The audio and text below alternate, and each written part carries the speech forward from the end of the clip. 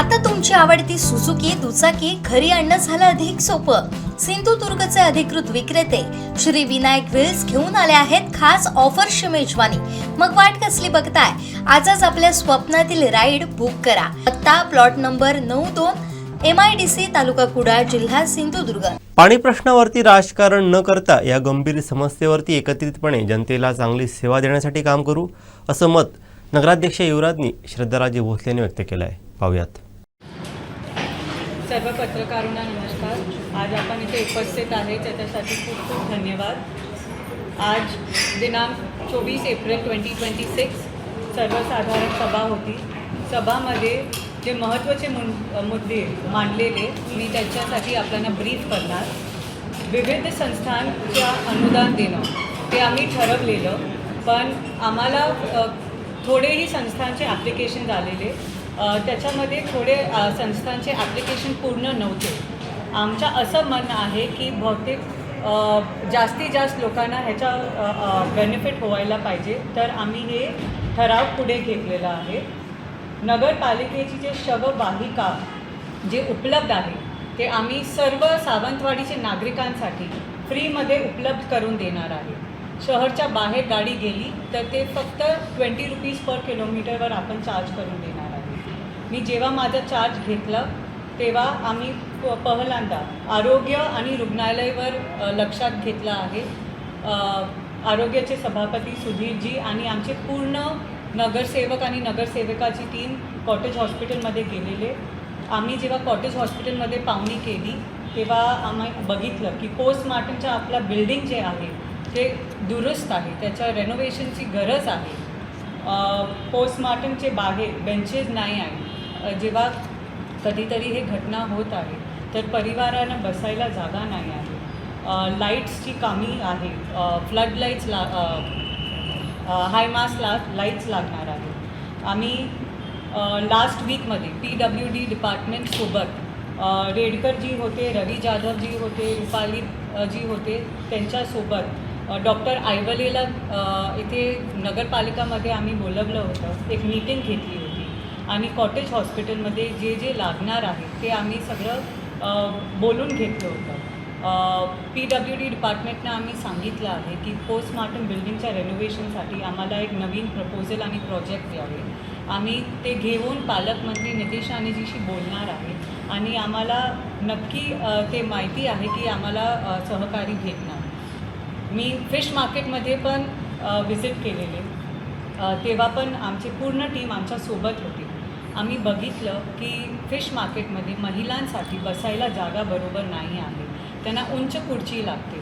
तर फॅब्रिकेशन डिपार्टमेंटशी बोलून आम्ही त्याच्यावर काम करत आहे की आपले महिला बसून विक्री करू शकणार। टाईल्स बाहेर ते दुरुस्त झाले आहे, त्याच्यावर रिपेअरची गरज आहे। रिपेअरसाठी पण आम्ही आमच्या डिपार्टमेंटना सांगितलं आहे। सलाईवाडा, सर्वोदय नगर, गणेश नगर, शिरोडा नाका ते फिश मार्केट गॅस पाईपलाईनचं काम पूर्ण झालं आहे। इतर भागामध्ये काम चालू आहे। जे भागामध्ये काम पूर्ण झालं आहे त्याच्यामध्ये आम्ही ठराव घेतला आहे की डांबरीकरण करणार आहे आणि 15 मे आमचा टार्गेट आहे। पण आता आम्हाला लागत आहे की पाऊस लवकर येणार आहे, तर आम्ही प्रयत्न करणार आहे की लवकरात लवकर आपलं डांबरीकरण कसं होऊ शकते। आम्ही शहरामध्ये रस्ते आणि गटरचं काम सुरू केलं आहे। पाऊस आम्हाला माहिती आहे थोडा लवकर येणार आहे। आम्ही लवकरात लवकर प्री मॉन्सून मीटिंग ठेवणार आहे MSED सोबत। जे झाडांना ट्रिमिंग करावा लागणार की आपली इलेक्ट्रिसिटी ना जाईल ते आम्ही लवकरात लवकर बघणार आहोत। आम्हाला माहिती आहे की पाणीचा विषय खूप गंभीर आहे। पाणी लोकांना कमी पोचत आहे। एप्रिल आणि मे महिन्यामध्ये पाणी कमी असते, पण आम्ही आमच्या टेक्निकल टीमसोबत हे कसं सगळे लोकांना पाणी पोचू शकेल ते आमचे प्रयत्न सुरू आहेत। जेव्हा पण शहरमध्ये काही पण डेव्हलपमेंट होणार, वॉटर पाईपलाईन, गॅस पाईपलाईन, थोडे अडचणी असते, पण आमचे ते प्रयत्न आहे। आम्ही सत्तामध्ये 4 महिना झाले आहे की आम्ही सत्तामध्ये आहे। हे पाणीचा विषय खूप वर्षापूर्वीचा आहे। मी सर्व लोकांना विनंती करते, पाणीच्या विषयामध्ये राजकारण करू नका। हे खूप गंभीर विषय आहे, ह्याच्यावर मी लोकांना आवाहन करते, आमचे नगरसेवकांना आवाहन करते की आपण साथमध्ये काम करूया. लोकांची हे परिस्थिती जे आहे ते आपल्याला सॉल्व्ह केली पाहिजे.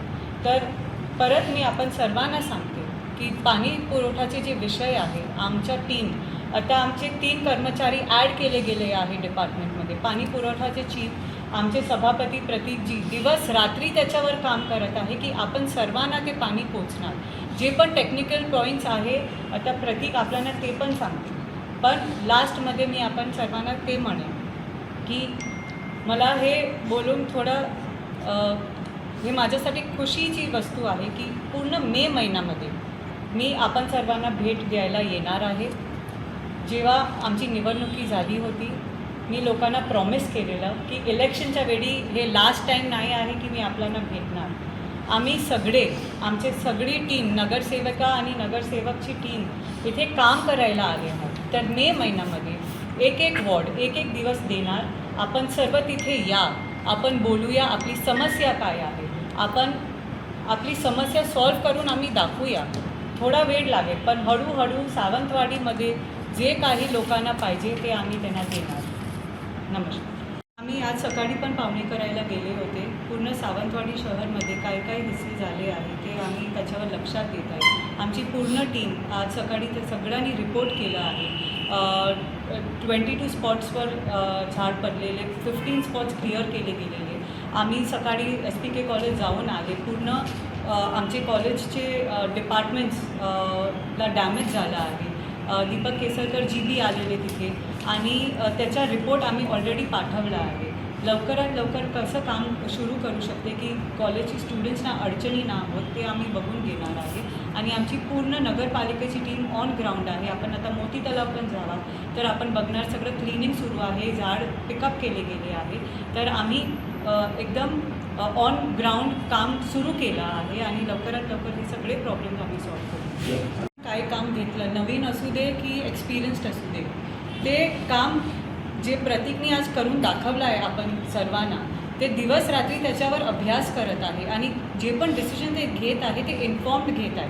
आपण आत्ता भारतमध्ये आपण प्रगतीचं बोलणार आहे तर आपण आपले युवकांना ते ऑपॉर्च्युनिटी नाही देणार तर कोण देणार आणि कोण ऑन फील्ड काम करणार. पाणी पुरवठा हे सोपं विषय नाही आहे. दिवस रात्री ऑन ग्राउंड राहायला पाहिजे आणि नेवगी साहेब आहे सल्ला द्यायला, ते नेहमीच देते. आम्ही सर्व इथे असते पण ऑन ग्राउंड काम करायला त्याच्यासाठी पण काम लागतं आणि ते आम्हाला प्रतीकनी करून दाखवणार. आता आमचे प्रयत्न सुरू आहे की आपल्या रस्त्यामध्ये जे डांबरीकरण आहे, कारण आम्हाला माहिती आहे की रस्त्याची गरज आहे, तर त्याच्यावर लवकरात लवकर काम सुरू होईल. मी आपल्याला खरं सांगते की मी इथे काम करायला आले आहे आणि काही पण चुकीचं असणार त्याच्यावर आम्ही निर्णय घेणार.